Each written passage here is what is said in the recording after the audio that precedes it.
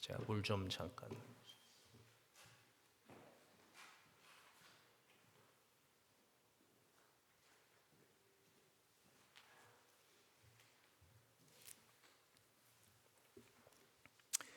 조금 전에 우리가 읽었던 이 요한복음 3장 16절 말씀은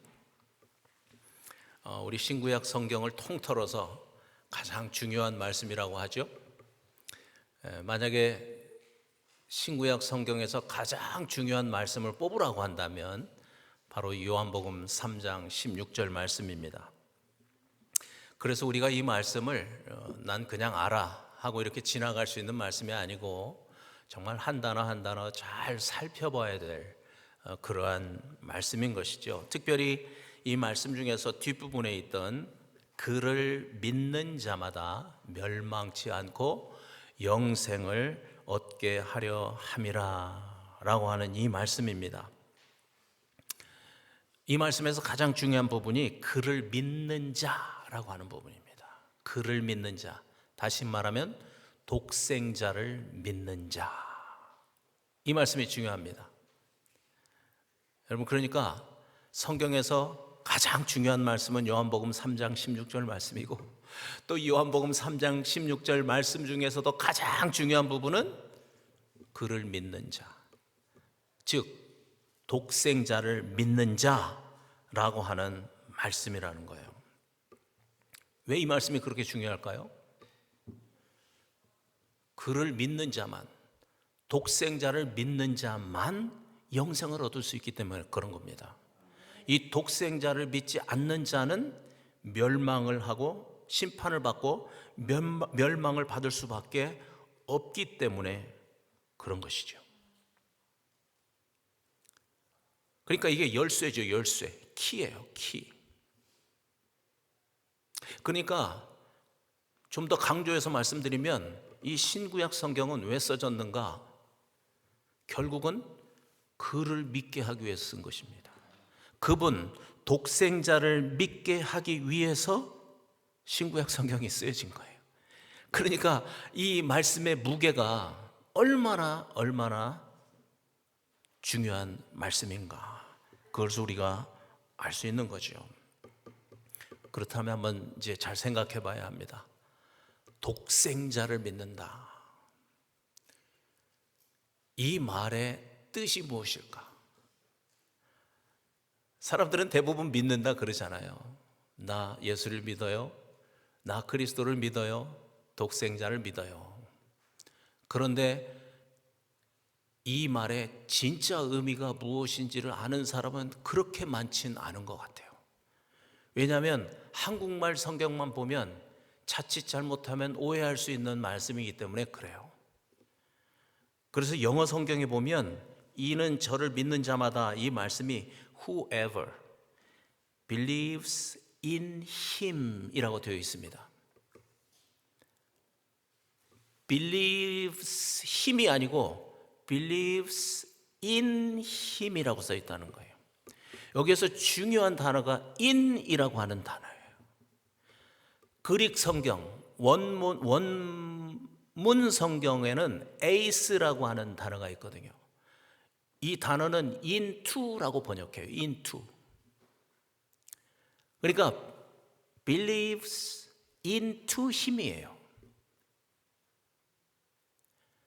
그러니까 독생자를 믿는다는 말의 뜻은 뭐냐면 내가 믿는 그분 안으로 내가 들어가는 것입니다. into him, 그분 안으로 들어가는 거예요. 그래서 요한복음 15장에다 설명해 놨잖아요. 무슨 설명? 포도나무와 가지에 대한 설명을 그래서 한 거예요. 가지로서 포도나무인 그분 안에 들어가는 거예요. 이게 그분을 믿는 거예요. 뿐만 아니라 그분이 내 안에 들어오시는 겁니다. 즉 질그릇 안에 보배가 들어오신 거예요. 그래서 예수 그리스도와 내가 믿는 그분과 한 몸, 한 생명이 되는 거예요. 여러분, 이것이 우리 기독교의 믿음입니다. 그러니까 이 믿음이라고 하는 단어를 잘 이해해야 된다는 거예요. 나는 전능하신 하나님을 믿어요. 그게 믿음이 아니고 내가 믿는 그 전능하신 하나님 안에 내가 들어가고 그분이 내 안에 들어와 계시는 것을 믿는 것이 믿음이라는 거예요.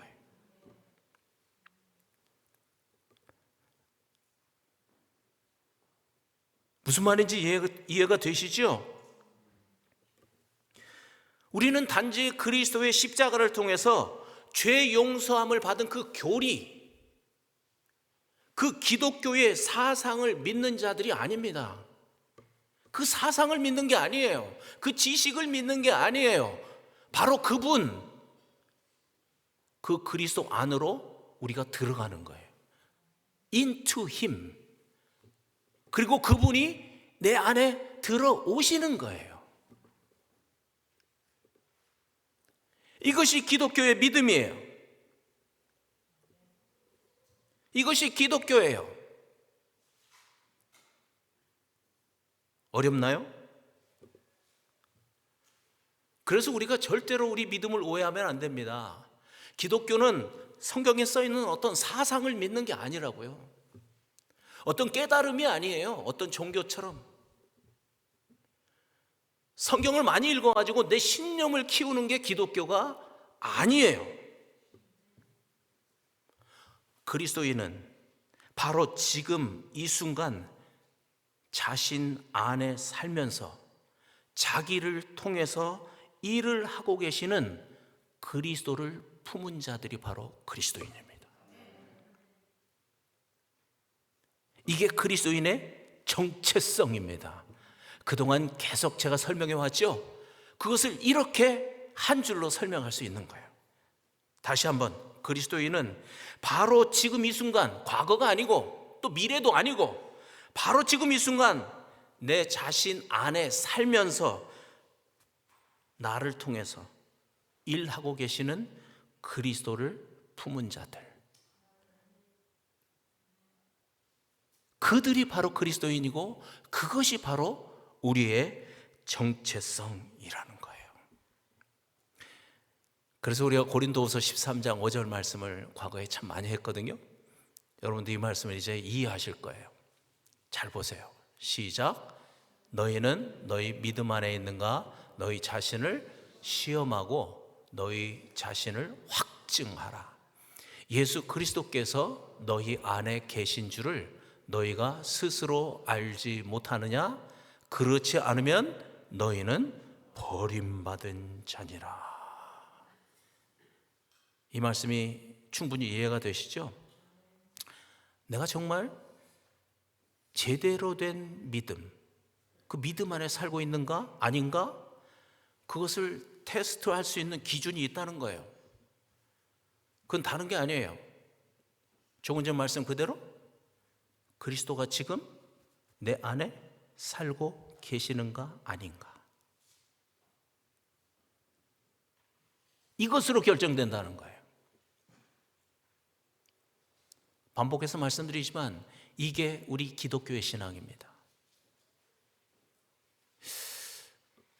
원고에는 없지만 요즘에 우리 기독교 채널에 아주 많이 소개되는 책 중에 하나가 뭐냐면 한국 기독교 트렌드 2026이라고 하는 책이더라고요.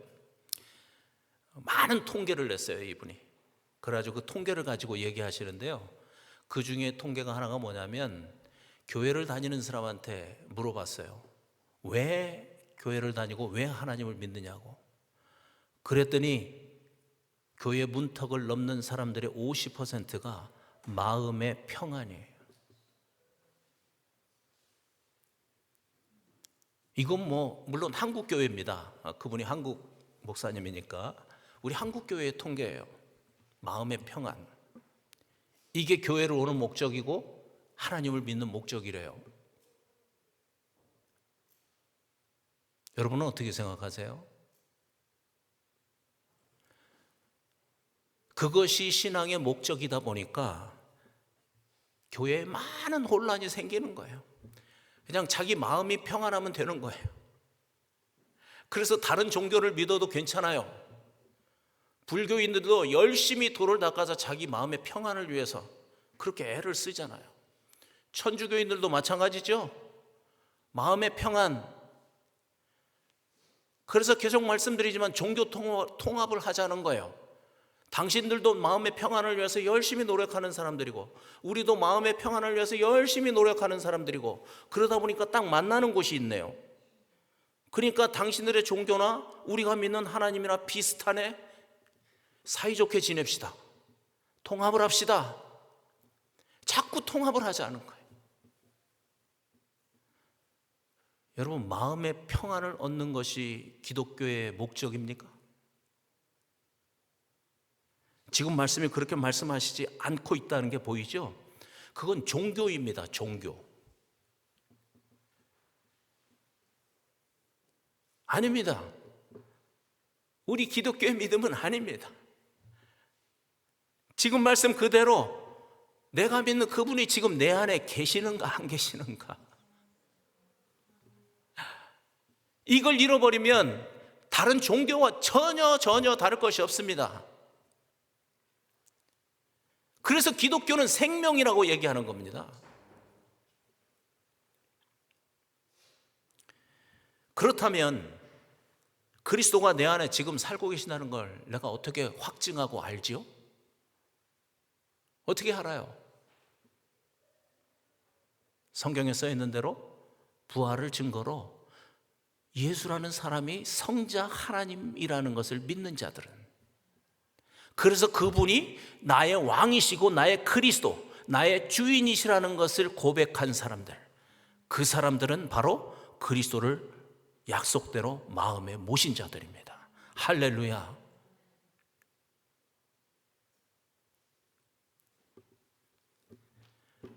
바로 그 사람들이 요한복음 3장 16절에 있는 말씀대로 독생자를 믿는 자들인 거예요. Into Him. 그를 그렇게 믿을 때 그분이 내 안에 들어오시고 내가 그분 안에 들어가는 것입니다. 바로 그런 사람들이 보배를 품은 질그릇이 된 것입니다.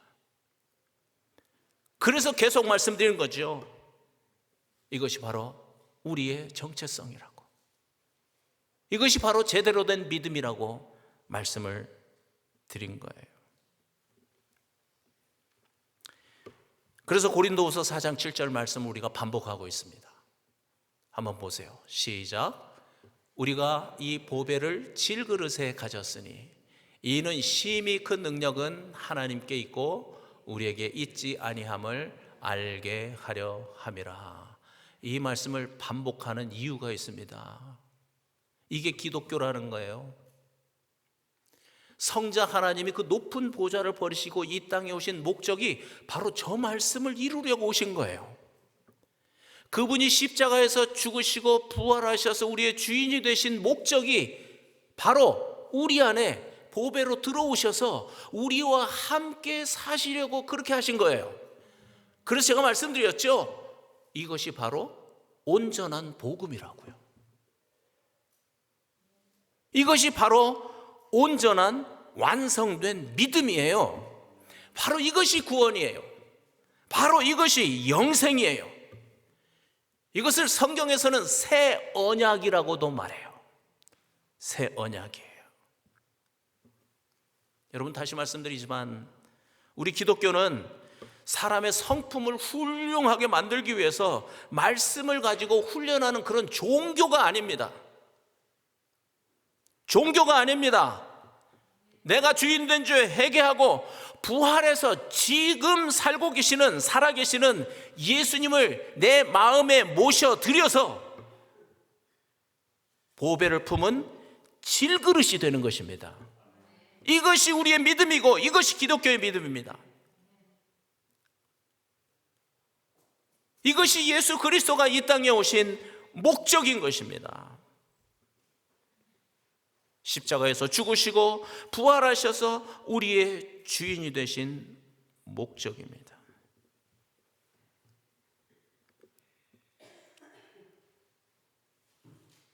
왜 그렇게 하셨을까요? 그분이 보배로서 우리 안에 들어오셔야만, 그래야만 그분의 능력으로 우리가 하나님의 말씀에 순종하는 삶을 살 수 있기 때문에 그 일을 행하신 것입니다.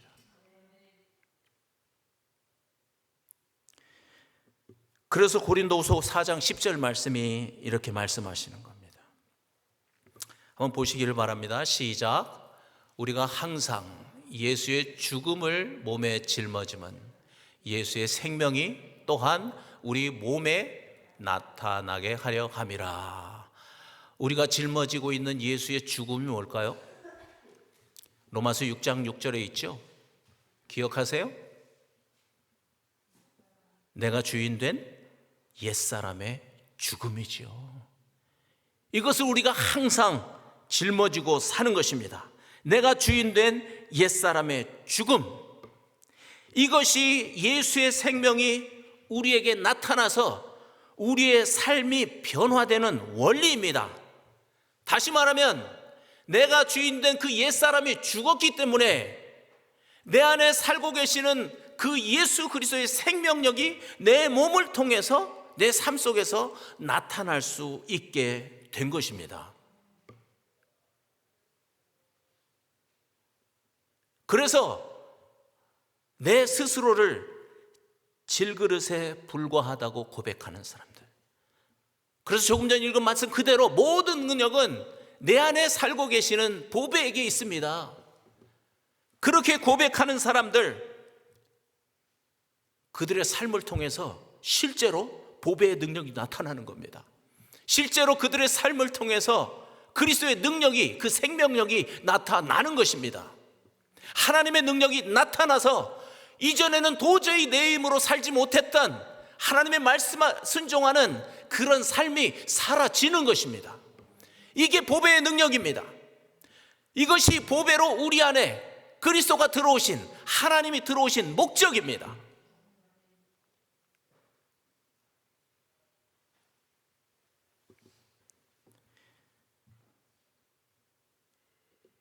빌립보서 2장 13절을 보면 내 안에 사시는 이 보배가 구체적으로 어떻게 일을 하시는가 말씀을 하고 있습니다. 자, 여기도 너희 안에죠. 안에. 시작. 너희 안에서 행하시는 이는 하나님이시니 자기의 기쁘신 뜻을 위하여 너희에게 소원을 두고 행하게 하시나니 그랬습니다. 너희 안에서입니다. 여러분 안에 하나님이 계시는 것을 믿습니까? 여러분 안에 보배가 계시는 걸 믿으시죠? 그런데 이 보배가 하는 일이 두 가지가 있다고 조금 전 말씀에서 말씀하셨습니다. 첫째는 소원을 주십니다. 영어 성경에 보니까 to will, will이라고 하는 단어는 소원이라고도 번역하지만 의지라고 하는 말로도 번역하죠. 소원을 주실 뿐만 아니라 행하게 하시나니 그랬습니다. 영어 성경에는 to work입니다. 그러니까 이게 무슨 말이냐면 소원을 주시는 분도 하나님이시고 그 소원을 행하시는 분도 하나님이시라는 거예요. 그래서 NASB라고 하는 영어 성경에 보면 both, 둘 다, both, to will and to work라고 되어 있어요. 하나님이 이 두 가지를 다 하시는 거예요. 소원만 주시는 게 아니에요. 우리에게 소원을 주시고 너희 힘으로 열심히 이 소원을 이루어봐, 그렇게 하시는 분이 아니라는 거예요. 하나님 아버지, 내 소원을 이루어 주세요. 소원은 내가 갖고 하나님은 내 소원을 이루어 주시는 분도 아니라는 거예요. 이 두 가지를 다 주시는 겁니다. 하나님의 기뻐하시는 뜻을 이루기 위해서 우리에게 소원도 주시고 그 소원을 이룰 수 있는 능력도 주시는 것입니다. 그 일도 하나님이 하시는 겁니다. 저는 어렸을 때, 젊었을 때 그런 설교를 많이 들었습니다. 우리가 하나님의 말씀을 이루기 위해서는 사람의 의지가 중요하다. 지정의. 그래서 우리의 믿음은 이 세 가지가 균형을 이루어야 된다. 제가 젊었을 때 들었던 그 설교가 머리에 박혀 있어요. 저는 이 말씀을 읽다가 그 생각이 깨져버렸어요.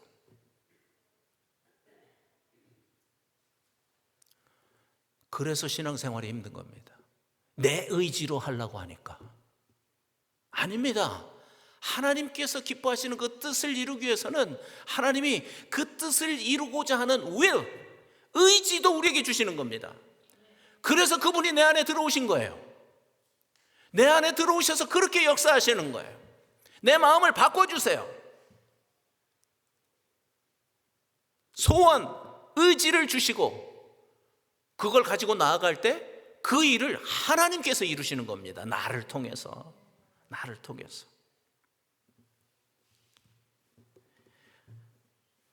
이것에 대해서 하나님을 경험하는 삶이라고 하는 책이 있어요. 아주 유명한 책인데요, Experiencing God이라고 하는 책이죠.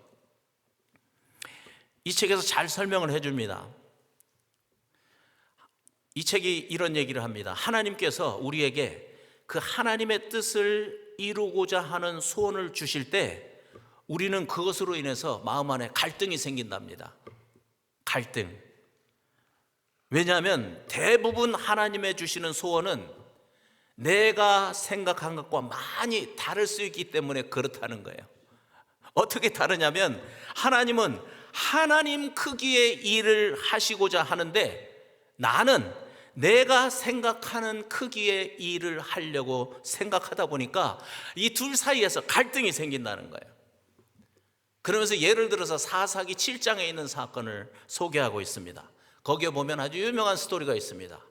기드온과 300명의 용사입니다. 그 미디안 군대가 이스라엘을 공격하려고 진을 쳤습니다. 포위를 했습니다. 그래서 기드온도 군대를 3만 2천 명이나 모았습니다. 싸워야 되니까. 그런데 하나님께서 기드온에게 말씀하십니다. 너네 군대가 너무 많다. 그래서 기드온이 2만 2천 명을 다 돌려보냈습니다. 그리고 군대가 10,000명밖에 남지 않았습니다. 그런데 하나님이 다시 말씀하십니다. 기드온, 그것도 너무 많다. 기드온이 생각해 보세요. 나 지금 전쟁해야 되는데. 맨파워라고 그러잖아요. 사람이 힘이잖아요. 아무리 머리로 계산을 해봐도 이거는 아닌데 얼마나 마음에 갈등이 생겼겠어요. 하나님이 주신 비전과 내가 가지고 있는 생각이 부딪혀서 갈등을 일으킨 겁니다. 도저히 이해할 수 없었겠지만 그런데 하나님께서 또 말씀하시죠. 그것도 이해 못했는데 너무 많으니까 그냥 300명만 남겨놔. 10,000명? 300명? 와, 이건 정말 인간의 표현으로 그냥 미쳐버리겠네, 그런 거 아니겠습니까? 도대체 나보고 뭘 하시라는 거예요? 심한 갈등이 있었지만 우리가 아는 대로 기드온은 하나님의 말씀에 순종합니다. 다 돌려보내고 300명을 가지고 전쟁합니다. 이겼습니까? 졌습니까? 이겼죠. 그 300명의 군사를 가지고 그 강력한 군대를 물리쳤습니다. 그런데 사사기 7장 2절에 보면 하나님께서 왜 그런 명령을 하셨나? 그 이유를 말씀하고 계세요. 사사기 7장 2절 보세요. 시작. 여호와께서 기드온에게 이르시되 너를 따르는 백성이 너무 많은즉 내가 그들의 손에 미디안 사람들을 넘겨주지 아니하리니 이는 이스라엘이 나를 거슬러 스스로 자랑하기를 내 손이 나를 구원하였다 할까 함이니라. 이제 그 이유를 여러분도 분명히 아셨죠? 저 말씀 그대로 300명의 군사를 가지고 이 전쟁에서 이겼을 때 이스라엘 백성들은 분명히 깨달았을 것입니다. 이 전쟁에서 이긴 것이 우리의 능력이 아니구나, 하나님의 능력이구나. 그것을 분명히 깨달았을 것입니다. 사람의 생각과는 너무나 다른 그런 방법이었지만 하나님의 방법대로 순종했을 때 하나님의 능력으로 그 전쟁을 이길 수 있었던 것이죠.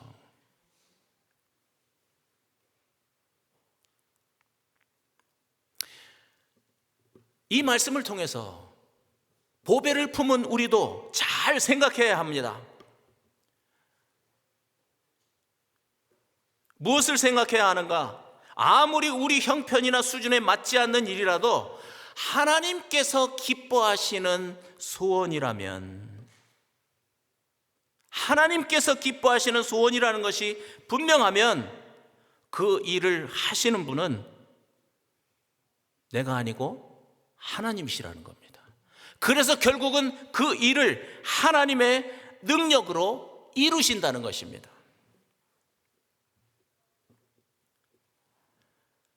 그래서 하나님께서는 작은 나를 통해서 내 생각만큼의 크기의 일을 이루시는 것이 아니고 하나님의 크기의 일을 이루시는 것입니다.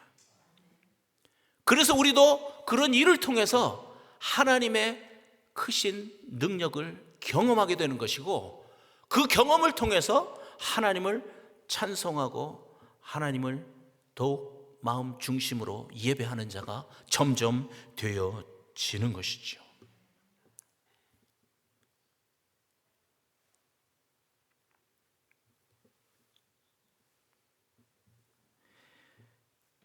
우리가 그것을 기억해야 합니다.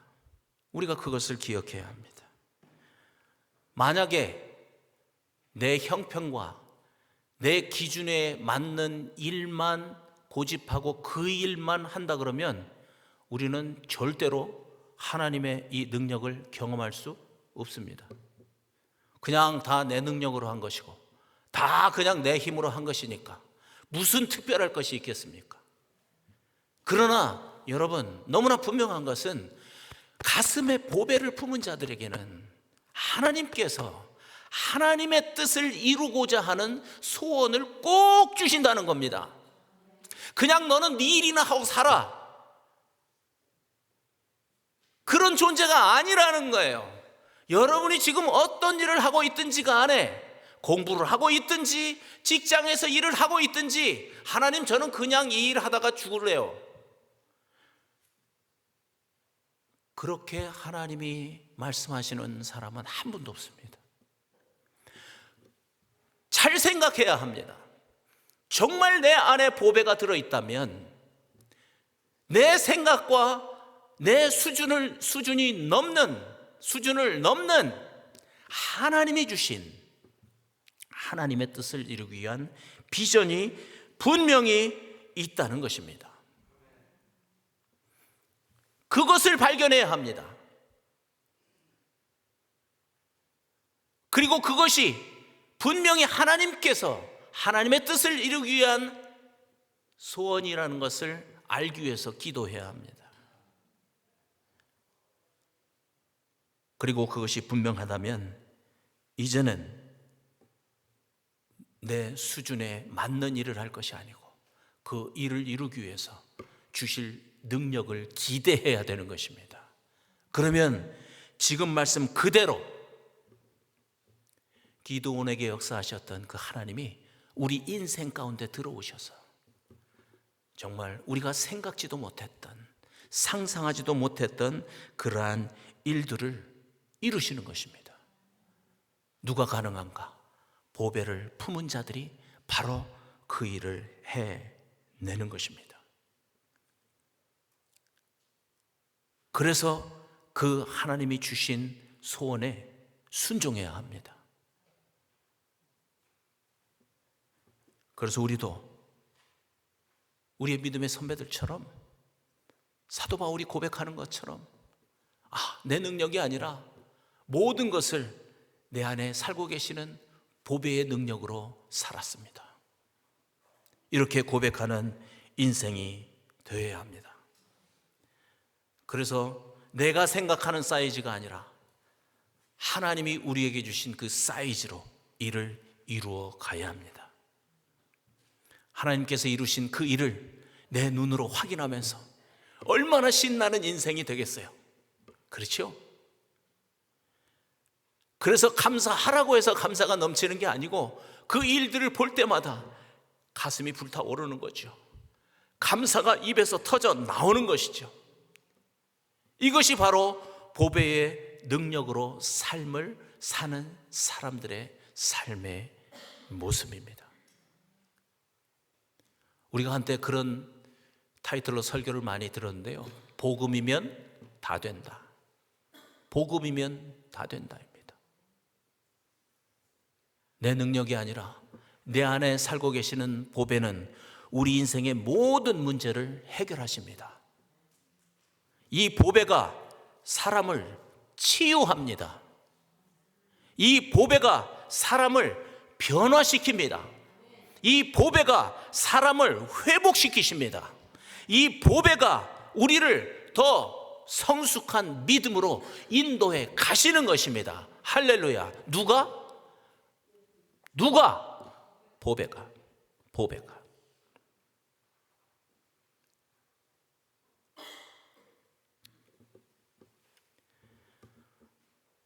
여러분도 경험하고 계시겠지만 신앙이 깊어진다는 건 다른 말이 아닙니다.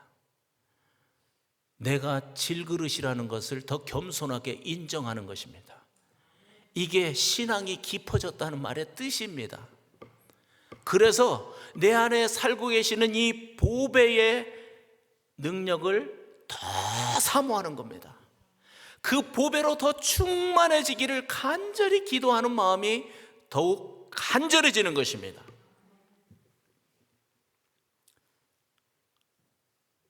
그래서 그런 고백을 하게 되죠. 하나님 아버지, 정말 보배의 능력이 아니면 저는 이 땅에서 1분 1초도 살 수가 없습니다. 한순간도 살 수가 없습니다. 그런 간절한 마음이 드는 겁니다.